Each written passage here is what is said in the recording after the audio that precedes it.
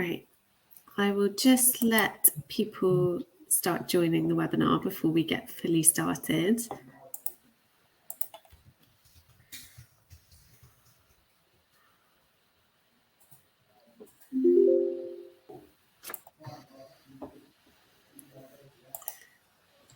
Great. So welcome, everyone. I'm just going to give it kind of 30 more seconds to make sure everyone has made it onto the webinar today. Hopefully everyone can hear us and see us, but do just private message Emily Viganola if you're having any issues. Right. Okay. I think we'll get started. Hopefully everyone's kind of joined it, but we may have a few more people kind of filtering through. So welcome everyone, and thank you so much for joining us today for this webinar on supporting the professional development of early to mid-career researchers. My name is Anna Redding and I'm a marketing manager at Epigeum. Epigeum creates online training programs for higher education institutions, and we mostly support them in three key areas, which are research, support and wellbeing, and also studying. So today we're looking at our kind of research area and focusing on our brand new program as well, which is advancing your research career. To give some background and kind of what we're talking about today, research careers can be diverse, rewarding, and exciting. Yet the move from being an early career researcher to becoming a research leader can also be complex and challenging. Many of these challenges have been compounded by the COVID-19 pandemic, of course, whether it means negotiating online meetings or struggling with mental well-being. It's therefore more important than ever to have an open conversation about these difficulties and also think about the ways in which they can be addressed. We'll be discussing a variety of these challenges today, including the challenges which have arisen specifically due to the pandemic. And we'll also be looking at the importance of research quality and creating a positive and healthy research culture. Our speakers today, who I will introduce in a moment, were all involved in the development of Epigeum's Advancing Your Research Career Strategies for Leadership course. This course was actually published 2 days ago, so it's very new and it's an exciting time. And the online course provides guidance on developing your research career, from mentoring, funding and collaboration to reflective practice and shaping research cultures. We also, as you can see on the slide, have Jonathan Wakeford here from Epigeum. So if you have any questions regarding the course or sales or kind of a free trial, please do just kind of private message him, or you can also email him. His email is on screen. Great. So without further ado, I am delighted to introduce our three guest speakers who we have joining us today.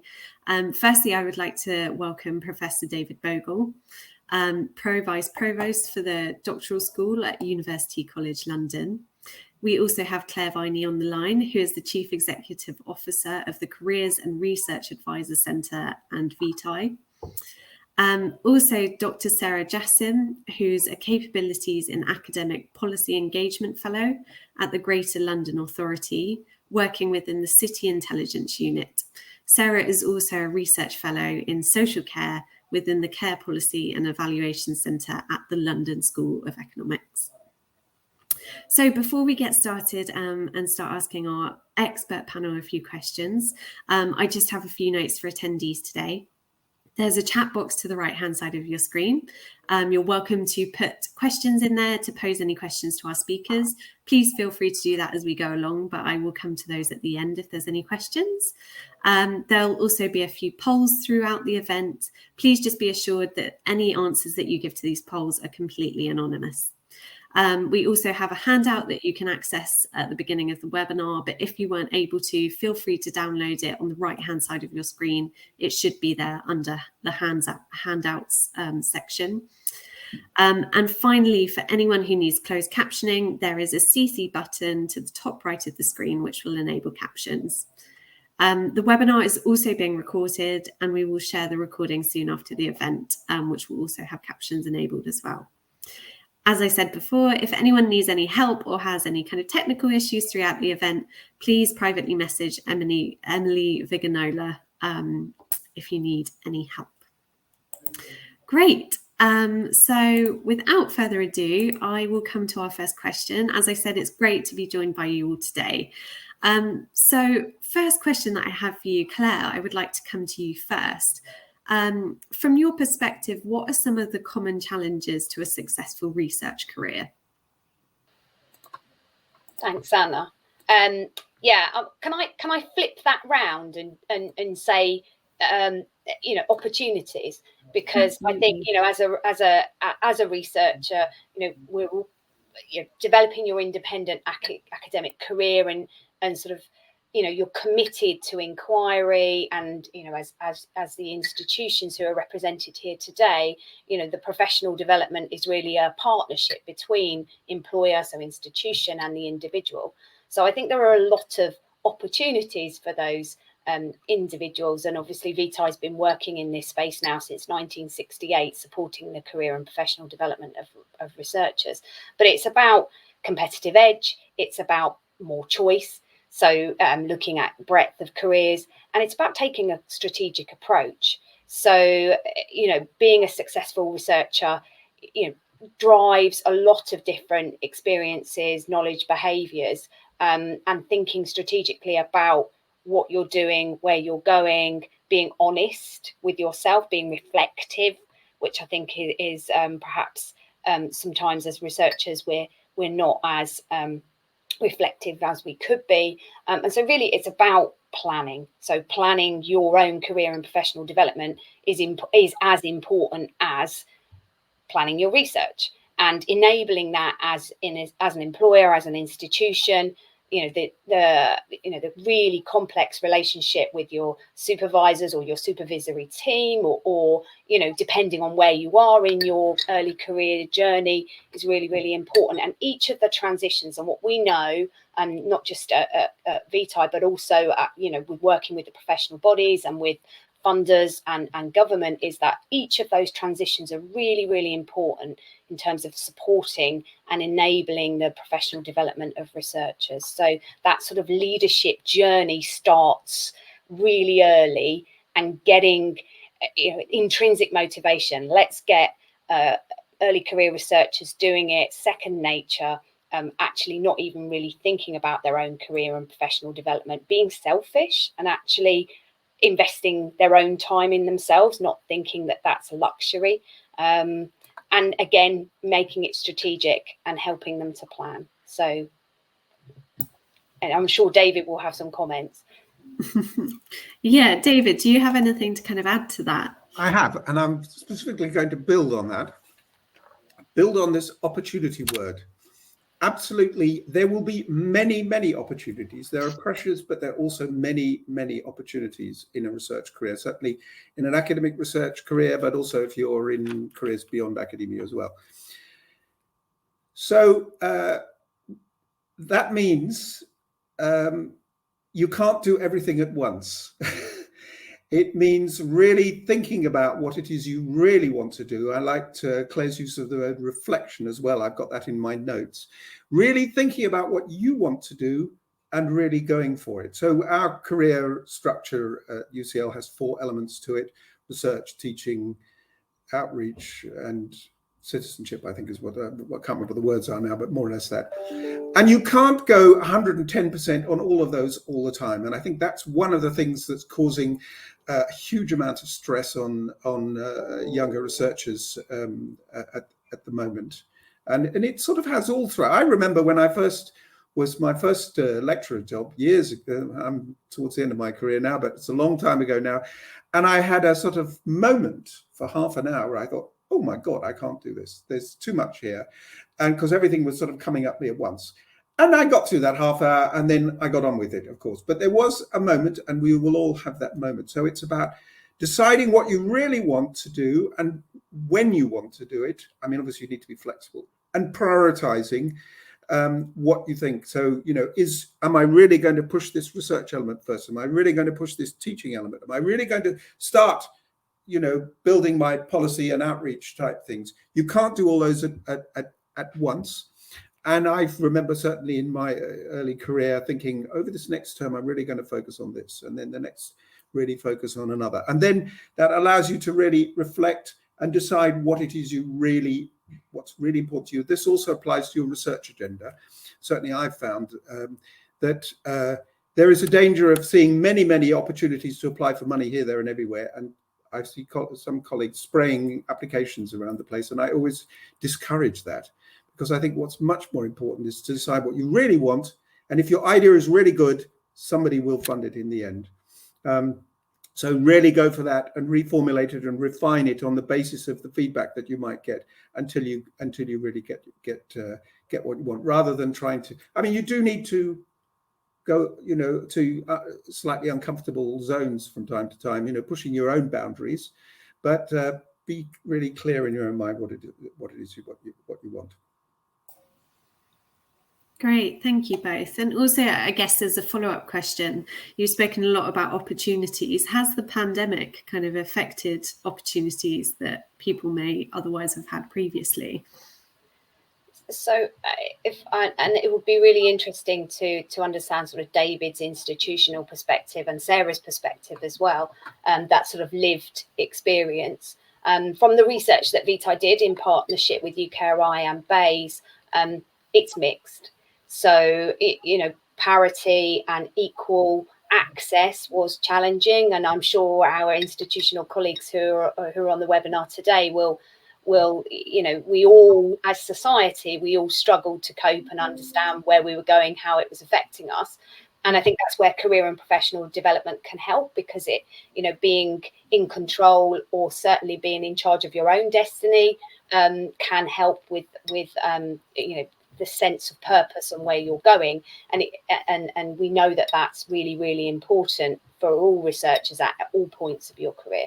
But the specific feedback from the which was used by UKRI to look at their structures and support that they put in place for early career researchers in particular, things just, if you were researching into mouse models, quite frankly, there were some things that you weren't able to do. And so people found productive distractions, and they had to change research career direction, which is sometimes uncomfortable. And, certainly mid-career researchers from the research that we did actually were really squeezed. So, supporting their groups, supporting their colleagues, maintaining teaching loads. And again, I know that many institutions have focused their efforts on supporting academic colleagues to understand how, how they can, feel in control and certainly and prioritize, because we can't do everything, or we certainly couldn't during the pandemic. As things have opened up, and actually one of the things that we're seeing is that this type of technology is very inclusive. You're recording this webinar, so synchronous and asynchronous content means that actually part-time researchers or researchers who may not be on campus have had a much more leveled playing field in terms of accessibility. So I think there are some real positives from the pandemic, certainly from the learning and professional development area. There are some challenges in how we as a community treat COVID moving forward, and how we support academic researchers and all researchers through that journey, and have the conversations around how it has affected culture, how it has affected that pathway to independence. Those conversations are happening at funder level and government level, and I know at institutional level. So I think, yes, it was tough and it was difficult, but there were positives. So I'll go next, and I absolutely agree with that. It wasn't all bad.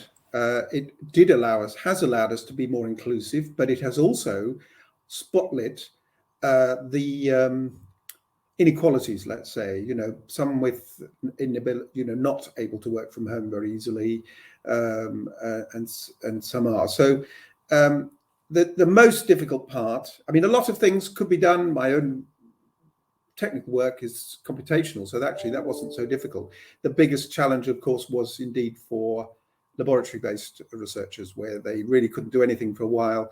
And it reflects the nature of research, that we have to be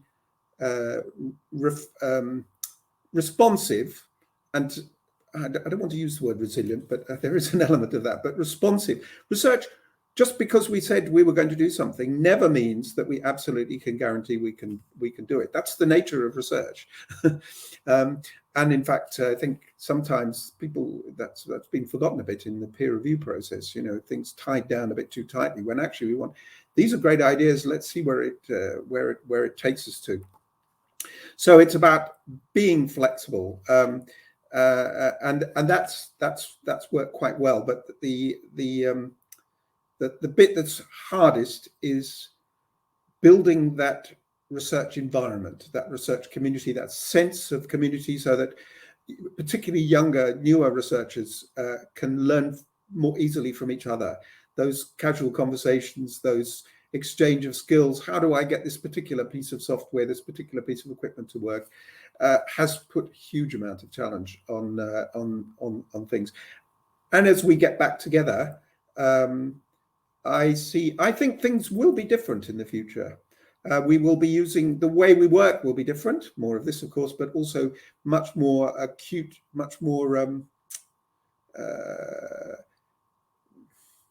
I think we'll be using space in a different way. Lots and lots of offices, there will need to be much more the ability to bring people together in a more regular way to be able to have those exchanges. And I think that will change the look of lots of universities, as it already has in a lot of the corporate world. David, just wanted to follow up. Have you felt at UCL a change in research leadership style? Do you think the pandemic has affected the way that research leaders behave and act?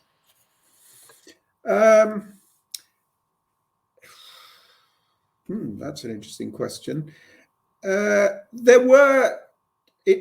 did make people much more responsive and thinking things, we need to change things very quickly. So there were some mechanisms put in place, which our sort of leadership certainly stepped up to and put in place and so on.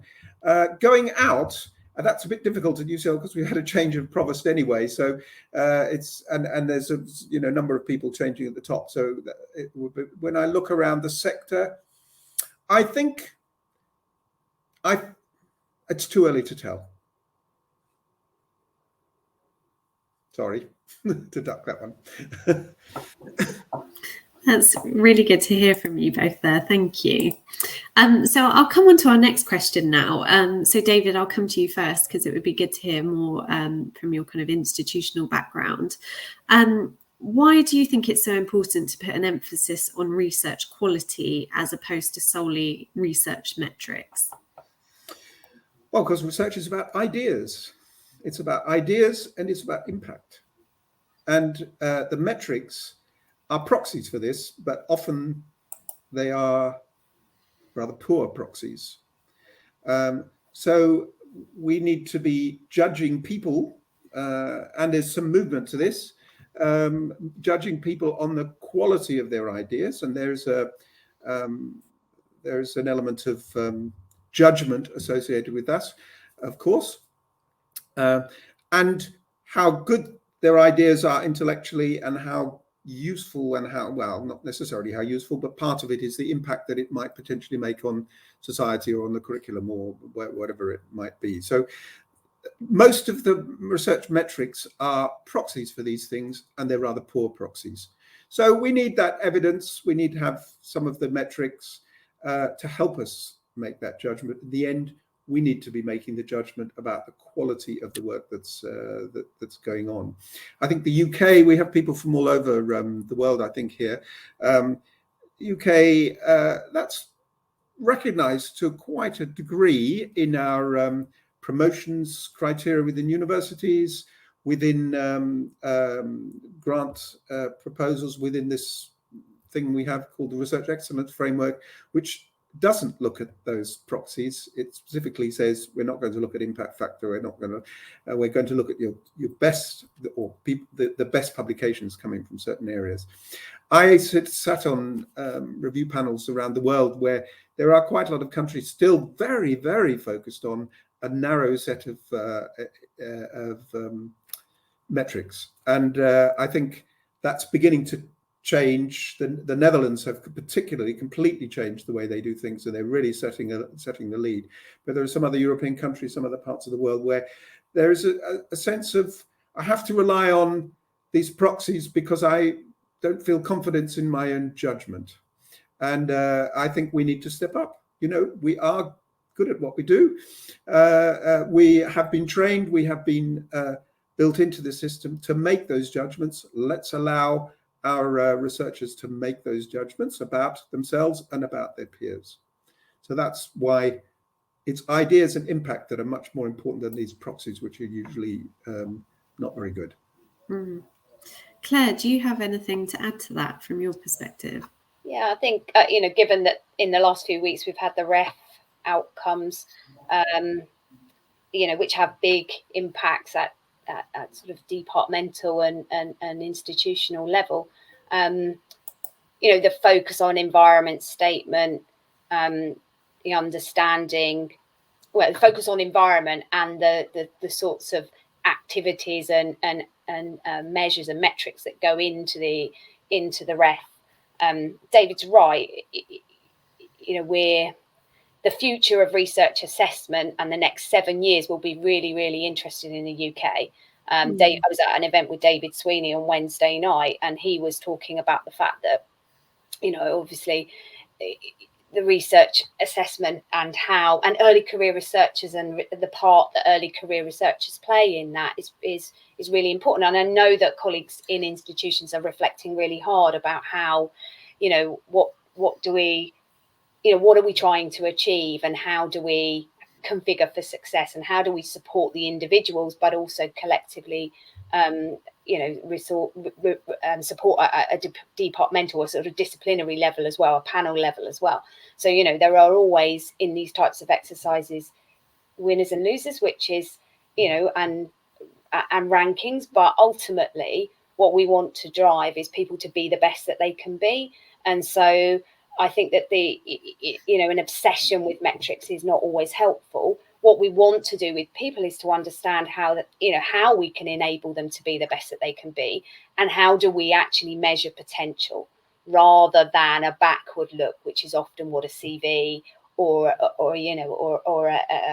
publications record might be. So this resume for researchers concept, which UKRI are driving, which obviously started from the Royal Society, which we've been involved in at various points, and the RDF and how that fits with the resume for researchers is really interesting.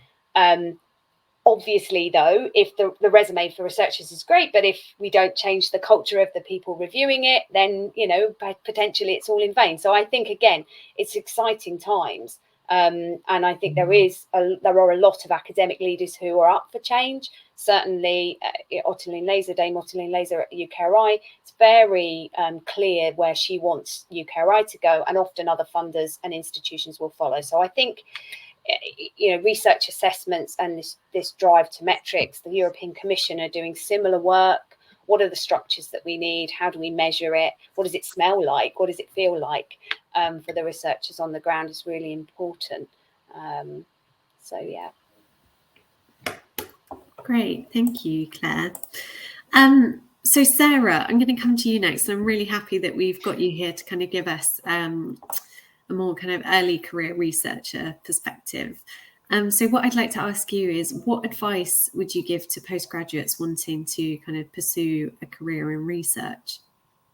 Sure. So based on my humble experience, I think I'd recommend 3 things. So efforts on basic research skills, networking and just talking to as many people as possible, and soft skills, which I think are often really overlooked for postgrads, and technical skills, and all of that is really, really important. But I'd like to focus on these 3 things, as I know we've got quite a varied audience. So when I mean basic research skills, I mean things like literature searches, how to use document delivery services and interlibrary loan systems. So librarians are really your friend. So get comfortable reading research papers, being able to pick out key bits of information, such as where papers suggest gaps, or being able to interpret results. or even when they suggest different methods. You don't need to know how to do them at this stage, but just an overview of the different kinds of approaches in your field. It's kind of like a shopping list of options or a menu to choose from. When I talk about networking, that can often feel really, really scary when you're an early career researcher, because you're so junior in your career. And I know myself and my colleagues, when we were much younger, we would think, how on earth would I begin to do this? Because I almost have nothing to offer. But in general, and especially in research, it can really help you both directly and indirectly. So you can talk to people who are current researchers, people who have done the research that you're planning to do, and it will really help you to gain an understanding of the benefits, challenges, but most importantly, the realities of research, and what it can offer you and what it can't. And it's just better to hear it from the people who are doing it themselves. So kind of start with networking with people at a similar career stage to you, and perhaps one or two stages above. It's not to say that you can't go all the way at the top, but by speaking to kind of a varied amount of people from different ages, disciplines, even institutions, and just get that range of voices, it can really benefit you. And finally, similar to networking, just other soft skills such as presentations and communication skills. So working on how you could communicate or work with different people from different backgrounds on different levels would be really, really useful. So for me, I'm from a health and social care background. So on a daily basis, I have to work with patients and members of the public, but also policy teams and researchers. So I have to tailor my communication quite differently to these different audiences. And regardless of your specific discipline, I think it's really beneficial to learn how to do that quite early on, because you know, if you decide to do research, but then maybe not stay in research, that's also something that could kind of help you sort of carry on. I managed to do it through working part-time jobs outside of research during my undergraduate, postgraduate, PhD degrees. But you could just talk to people around you in, coffee shops, retail outlets. There's so many different ways that you can kind of practice talking, that don't have to be in that academic setting, but could really, really benefit you if you get to that second stage of research. Can I add something to that? Of course. I absolutely support those 100%. I just wanted to add the to the networking element. I think that's really important. And one way of doing that, and I know we'll have some researchers on the call and researcher developers as well. So it's how we can grow and develop this community. Those seminars that they have in the department are really important because they are the way that you begin to build the networks with your colleagues, but also not just the ones in the immediate vicinity, but within a sort of broader concept. But also, PhD is about being really focused on and making a distinctive original contribution, but in a relatively small area. But a research career will go in lots of different ways. So it's really important to go and hear what other people are doing, because you obviously can't go to them all and so on, and again, prioritize a bit and choose the ones that take your fancy, as it were. But don't be constrained, that's not relevant to my research. They shouldn't be doing that. They should be looking more broadly and thinking, that looks really interesting. And, that could take me in, interesting different ways, because a research career, speaking from experience, takes you in all sorts of different unexpected directions. And those connections that you've made, I always maintain that the connections I made as a PhD student, they are the ones that I still use to this day. Not the ones as an undergraduate, it's the ones I had as a PhD student. And they're all spread around the world. Great. That's really good to hear. Thank you, David, for adding to that. Claire, I would like to come back to you initially for the next question. So how would you define a positive research culture, and what do you think universities or other organisations can do to create effective research cultures that contribute to researcher wellbeing and development? Yeah, and I think, again, as I've already mentioned, there's a strong narrative and discussion amongst certainly the UK higher education community and beyond around what does research culture mean, and we've been over many years involved in the development of the researcher development Concordat, and that has 3 principles: the environment and culture, employment, and career and professional development. So, you know, a healthy working environment, you know, engages more diverse and attracts more diverse individuals. So how do we create structures and support mechanisms to drive that? And it's about a proactive, collaborative approach. So it is a co-creation between the researchers themselves, but also between the institution, and obviously through the Concordat, there's a lot of good practice sharing that goes on between the institutions, not just here in the UK, but we manage the HR Excellence in Research process here in the UK, which feeds into the Charter and Code. So again, you know, the action plans and the development that we've seen here in the UK and across Europe are driving towards that healthy research culture. The conversations that are happening, the investment that's happened since, not just since Robert's review in 2002, but you know, over the last sort of 30 odd years in the UK and also across Europe, has meant that there has been a focus on the people. So the vast majority of research intensive institutions have people at the centre, or certainly in their strategy. So, you know, as an institution, people are important, and the development of people, specifically academic researchers, is a core part of how those institutions or how those organisations will thrive and grow. And again, you know, what might be a good research culture for one organisation or one institution doesn't necessarily translate, but we use things like CEDARS, which is the Culture, Employment and Development in Academic Research survey, which many institutions on the webinar today will also be involved in. So that gives us a sort of barometer of and it maps onto the principles of the Concordat. So you know, nearly 13,000 researchers took part in that recently, and so obviously there's lots of evidence and data, because we're researchers. You know, we need to be able to measure what good looks like and the progress that we're all making. So it's not a deficit model. We want everyone to thrive, and the higher education sector is complex, it's diverse, and you know, that cultural piece needs to be right for each individual institution and organisation. So absolutely. Thank you, Claire. Before we come on to David, I think we've just got a quick poll to launch as well, to hear a bit more from our audience. So hopefully the poll will shortly come up on screen. So it's an open-ended question. So what should universities or institutions, or do you feel your institution should implement when it comes to research leadership to help your researchers grow? So I think just while we're waiting for some of the answers to come in there, David, did you have anything to kind of add to what Claire was saying around kind of creating a positive research culture?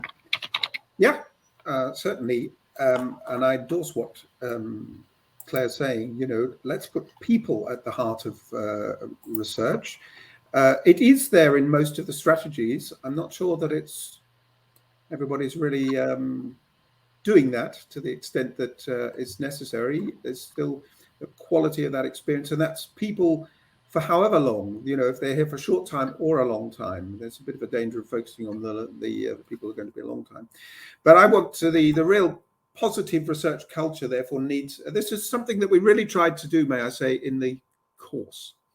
Get across that this is about leadership, and it's about inclusive leadership and really being supportive of everybody around you, and really being able to involve and celebrate the contributions of everybody involved in the research activity. So that's, you know, the researchers, but all the other support and people involved in the research activity. So it's what, to my mind, is really important, and it harks back a little bit to my answer to the first question about mentorship.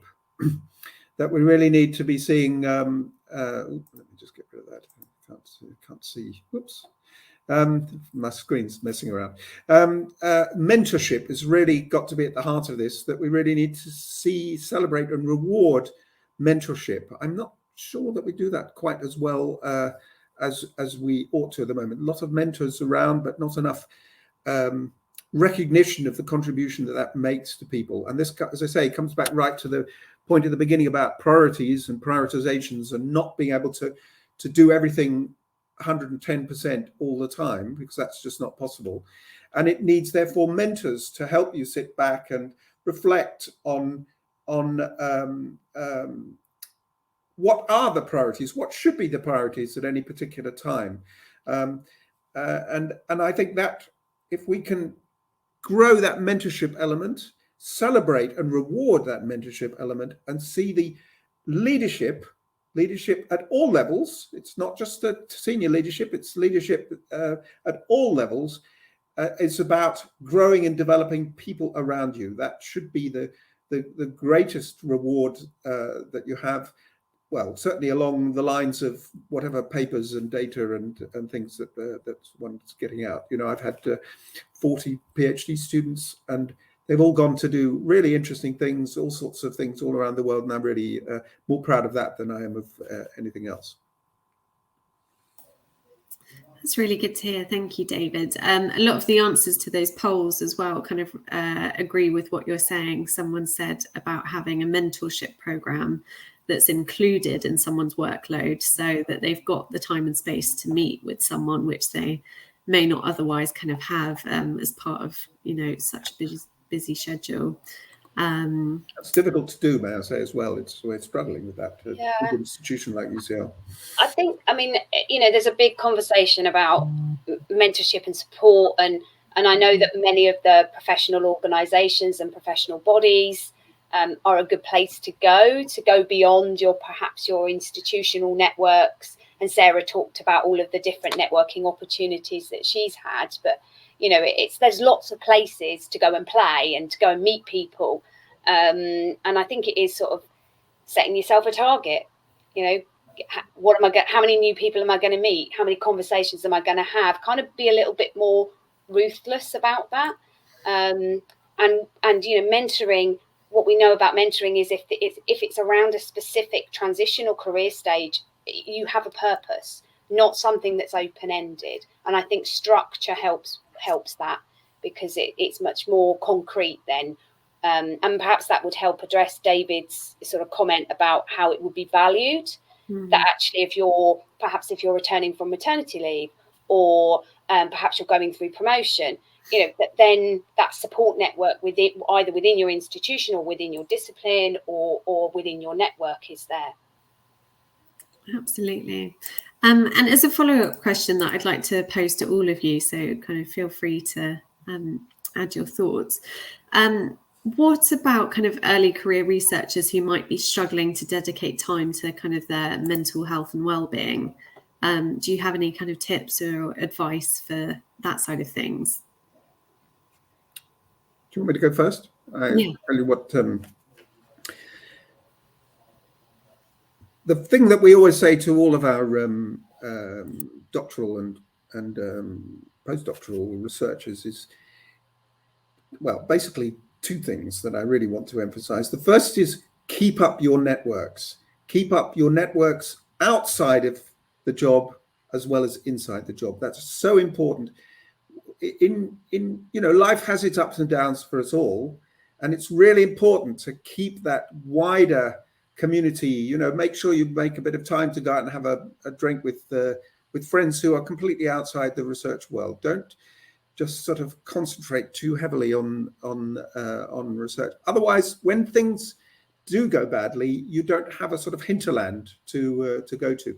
So I play the violin. I have always maintained playing the violin. I have a sort of, you know, a set of musical connections and friends that, you know, when I really felt really bad about things, you know, I could always just go away and, you know, try and forget about it. So keep up those networks. And the other point I wanted to say is this is for, of course, again, this is a mixed audience of, these are messages we need to be giving to the researchers as well as if there are researchers on the call. The other is that everybody needs to be clear about their expectations. The time when things go wrong is when people haven't been clear about expectations. And by that, I don't just mean the big picture expectations. This is where I want to go. This is what my vision is. And I mean about the everyday things. How do we meet? Where do we meet? How often do we meet? What's the, how do you like me to write? Things like that. Because that's where things often, in my experience, particularly the breakdown of supervision happens when you realize they haven't been communicating and somebody is expecting to do something and the other person is expecting something completely different. So that's the two things I would really like to say. Keep up the networks and let's everybody on also get across that message that everybody should be clear about expectations. Yeah, I'd echo that and David's. It's sort of very sound advice. You can drive those conversations as well as a researcher, and you are in control of your own destiny, absolutely. And so planning, career and professional development planning is part of that. And and I think there's lots of signposting, there's lots of support, there's been big investments in health and wellbeing from UKRI. We work closely with HEFCE to look at the research that underpinned some of the investments into the postgraduate space. There's some fantastic work going on in institutions, lots of good practice sharing. Again, there are points during your academic researcher development in terms of writing. Wellbeing when writing has been a focus for us. We've worked closely with a number of institutions to support those types of, and I think there was a real focus actually in the course around reflecting on your well-being and again that maintaining that sense of identity and balance. As David said, there is a risk that you become so tunneled into your research endeavours because it can be all-consuming, and your identity and as a person, as a researcher, and how that sort of interplays with your professional identity, unlike other careers, that there are, So I think again, we all collectively have a responsibility, those of us that work in the academic system, to work together to do that. So and provide those opportunities and that signposting, and share the fact that David has shared his personal story, that actually it's not all roses, that we all encounter challenges and bumps in the road, and how you deal with that, and who helped you deal with that, and how do we bring it forward, pay it back. And that's where mentoring comes in, because reverse mentoring is really, is an interesting concept, and a lot of academic institutions are looking at that. So again, there are lots of good ideas out there that institutions are sharing, but having sort of structured programs like the ARC is a really good way of helping to nudge and support people through some of those transitions. And certainly there was a definite thread of well-being, a focus on health and well-being and mental well-being through the programme.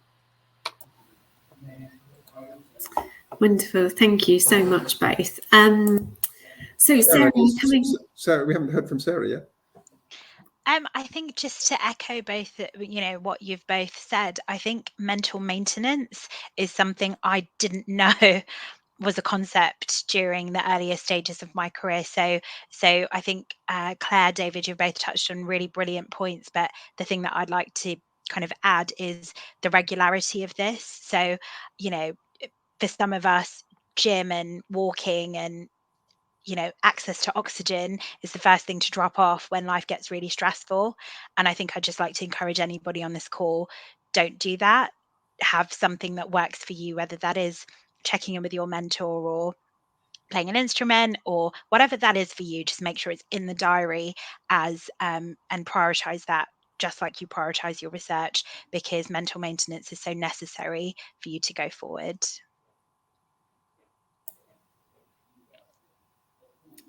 Thank you, Sarah. And we're coming back to you again, Sarah. So what would you say some of the advantages, I'm not sure that's the best word, but advantages and also the challenges are of being an early career researcher? Well, there are some advantages. It's not all terrible. I think one of the great things about being an early career researcher is you do have a lot of flexibility, and I can really understand why sometimes that's not at the forefront of everybody's minds. But there are opportunities available to you. You can access so much free training, kind of both internal and external opportunities. It's just about kind of seeking those out, searching, reading those newsletters that you perhaps might ignore, and seeing what not just is relevant to you right now in your career stage, but perhaps in parallel career stages, or if you were to leave academia. So both related to your research, but also those soft skills, the self-development training, even things a bit outside of your comfort zone, like entrepreneurial training. I've done training or kind of taken advantage of opportunities perhaps 3 or 4 years ago that are only really coming into play now. So it is about forward thinking slightly. And these training opportunities, they make you better at your job, and they can also help prepare you for a life outside of research. And it's not to say that you have to choose. Some training is relevant for sort of both. There's also universities and research groups in every country almost. So if resources permit, you can travel quite a lot as an early career researcher. Now things are hopefully back up and running again. Early career researcher summer schools, conferences. You can kind of take up research posts, do some comments, do kind of short kind of policy posts and so forth. Unfortunately, there are some challenges. I don't think that's unique to being an early career researcher. I think it's, right the way through an academic career and perhaps even outside of the academic sector.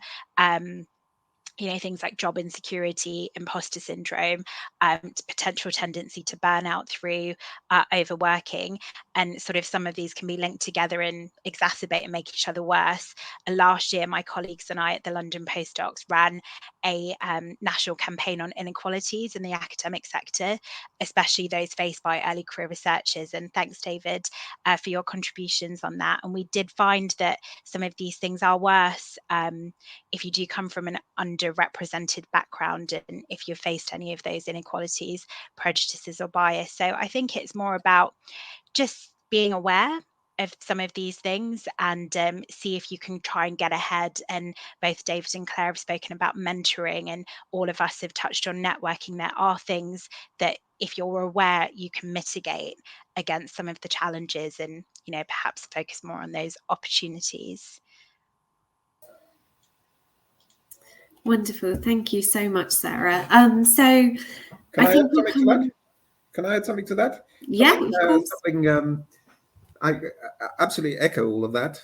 There are definitely pluses and minuses, and some of the minuses aren't actually so different from other what I call high status careers. Banking and law and so on. They're quite often quite precarious. They do get paid a lot more, of course. But the big thing the big advantage is really exciting research. We have to remember that's what we went into it in the first place. This is really exciting stuff, and we want, that all of our researchers want to be part of that, wherever that career might take them to. And what we have to be doing is really allowing them that freedom to really grow and develop and really be excited by that activity in the face of some of these difficult challenges. So if we can sort of celebrate that a bit more, and this is again the mentoring thing, just helping people remember why they were doing it in the first place, because otherwise we get overwhelmed by what am I doing, where am I going? I think we might come back to the imposter syndrome in a bit. I think it's an important point to discuss. Absolutely. So I will go to one question that we had on an earlier webinar with Australia that I thought we could ask here, and it kind of relates back to that. So someone asked, what is some key advice you could give for young and kind of those starting in their early career research who are struggling with their vision and identity as a researcher?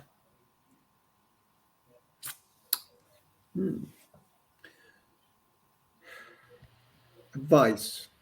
So I think everybody struggles with this at the beginning. Uncertainty is the key word for research. That's the whole nature of the whole beast, and that can be unsettling. So somehow one has to embrace that. Easier said than done, I know. But struggling with vision and identity, I think the most important thing is to talk to other people. The more you talk to others, it doesn't really matter if they're listening, to be honest. It's more that when you talk, you start to formulate you have to formulate your ideas more clearly, because in one's head, they're all sort of brimming around. You think the ideas are brimming around, and there's this problem that we all have, that thinking that's a rubbish idea. That's a rubbish idea. Oh, maybe this one might have something in. Actually, within those, there are lots of rubbish ideas out there, of course, but there are some nuggets in there, and it's really important to talk about these things. And the more you talk, the more you will be clarifying your own ideas and being self-reflective, being self-critical of thinking, does that really stack up, that idea? So I guess when you're talking to somebody, you do need to have a good listener and somebody who's not going to be judgmental. That's quite important. But in the end, as I say, they just need to be listening. Well, they don't even really need to be listening, because more important is talking about it and being self-reflective. I think there's something about understanding, we all have people who we admire, people who we look to and we think they have this perfect, they've never. I was once at a talk with Athene Donald, and she literally talked through all the failures that she'd ever had in her career. And it was brilliant. It was to a room full of female early career researchers, and it completely debunked all of the sort of mysteries. And we all sort of sat there and thought, gosh, she's made it. And she shared so much of her insights of how difficult it had been, and some very sort of personal things. So I think actually connecting with people who you admire, or not stalking them, but just getting to know them, perhaps following them on Twitter, or you don't have to become a pain, but or actually reaching out to people who you admire. If people come to me and ask me a piece of advice, or if they see, ask for where did you get that statistic from, or that piece of information, I will always pay it forward. I will always hopefully reply. And I think most people do. If you ask someone for a little bit of advice, or you ask them, well, how did you do that? Then most people are generous and will help you. But you have to ask for it. And as David said, you have to start that conversation and help them, to understand why you think it's important, or actually tell people that you admire them. And I think that's really, really powerful as well. So yeah, just understanding how people got to where they were, their career stories, their journeys, some of the challenges that they have, might help you in your future career as well. And providing, as an institution, providing those platforms. So often we know that when we do training, those testimonials, so there's quite a lot of quotes and things in the course that draw on other people's experience, and I think that's really helpful as well. I've got. Can I just add something to that? Oh, sorry. Just go first, just a small point that talk out, reach out, all these sorts of things, absolutely. But as supporters of researchers, we, there are some who are quite reticent to do that, quite introverted, and those are the ones we really need to be looking out for, and just making sure that they're not, dug in a hole, and we can really help them grow and develop. They should be our priority. I've got just 2 points to add to the points that are already made. They're just kind of pieces of advice that were offered to me on a very, very similar thread. So the first would be kind of imagine what your career would look like in perhaps 10 years and write your CV. And when somebody said that to me first, it was just the most dreadful task I'd ever even begun to do. But it really does help, because for an academic CV, you might think of how many publications, what journals, what kind of methods, what skills, maybe what institutions, what kind of just your dream CV in 10 years. And another, for both staying in and outside of research, would be look at job descriptions, perhaps in 2 years' time, 5 years' time, 10 years' time, and see what's required. And that kind of helps you when you're completely lost at sea to start giving you a roadmap of the different avenues that you might be able to take. Yeah, that's a really, really good point, Sarah. And I think, actually, universities tend to use the same information over and over again. So actually, that's a really good top tip.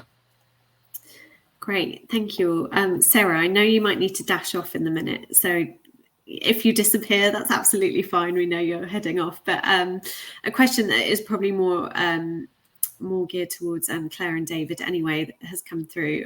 So how can you make a case internally for more resource, which is usually monetary resource, to be made available to support early and mid-career researchers, to release them from teaching to focus on research? And this person acknowledges it's likely more of a problem for institutions that are less research intensive. Any words of advice? So I spent time on this. I think the key is fairness. Two sides. Fairness to ensure that there's similar responsibilities for everybody across the institution. I think what I hear and see is quite often some people have to do a lot and some people seem to have to do very little. So we have a bit of an inconsistency problem across even a big institution like mine and a research intensive. So that's if we can be trying to get more transparency for what the workload really is for all these people, and try and get that more consistent across the institution. That then makes for that then balances things out, and some of that can be done by empowering and hearing the voice of the early career researchers as well. We've got there's been some concerns in parts of my institution where it wasn't fair and balanced, and we're really trying to get the voice of the researchers out to put pressure on the various parts of the institution. So transparency and fairness and consistency are really important. Arguing for more resources, it's not just money, actually, it's space and time and all these sorts of things. The way to do that is comparability with like institutions. So if we're out of line, we can say, look, we're out of line. They do much more than that, more of this, that, and the other. And then the other is to say, this is part of the vision. The vision of the institution says people are most important thing. Therefore, we need to give them people. I must say, getting resources for training for early career researchers has always been an issue, and it continues to be an issue. I still find this a deep frustration that we can grow and grow and grow the volume of our research and therefore the volume of our researchers, but the training budgets stay the same. It's rather so. Then I make the case every so often that, look, we've had big growth of these things, therefore our unit that provides these things needs more money. But it's a continuing struggle, and it's quite difficult at the moment because of big financial pressures, inflation, the war on, and there are some quite acute things going on at the moment. I think building that case has always been tough. I think understanding impact, what problem are you trying to fix, but also why is it, as David said, the fairness, why is it a good thing to do? I think for research aspiring institutions, the question sort of mentioned those who are trying to shift from a teaching focus to a research focus. I think, actually buying something off the shelf is often a really good idea. You pilot it, you demonstrate it, you get some measures of success, you get some metrics to be able to feed back the return on investment, and then you build from there. So I think I think impact and having a proper evaluation framework is really, really important. But as David said, it's tough. It's tough, but it's not impossible. And I think understanding your vision of where the institution is going, or where your where the senior leadership is going, and hooking to that is really, really important. But again, then co-creating with the researchers and involving researchers and embedding it into other structures like Concordat action plans and other HR sort of promotion criteria, etc. So again, it's not easy, but but pigeon steps, baby steps. It's a journey. Absolutely. Well, I think that's all we've got time for today. Thank you, Claire and David, and also Sarah, who had to drop off the call just to attend something else. But it was really great to hear from you all today. Some really insightful conversation from all of you. So thank you very, very much for joining. And thank you, Anna.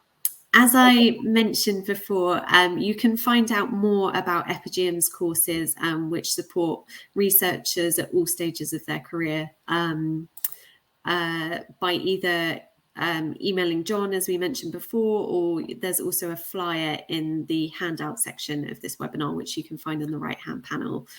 We've also got John, who is joining the call now. So if anyone has any questions they would like to ask him, in terms of free trials or anything like that, he will be on the call.